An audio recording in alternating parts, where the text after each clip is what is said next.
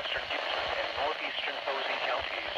Well, they added the 1050HC tone to the thunderstorm FCS. was located near Poseyville, or 12 miles south of Mount Carmel, moving northeast at 30 miles per hour. Hazard, 60 miles per hour wind gusts. This is a radar-indicated threat. Impact, expect damage to roofs, siding, and trees. Locations impacted include Poseyville, Cynthiana, Keensburg, and Griffin.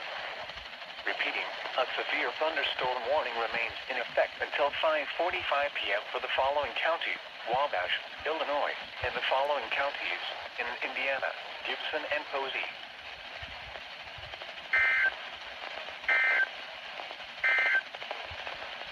Here are some 5 p.m. tri-state region observations. At Evansville, rain was falling, temperature was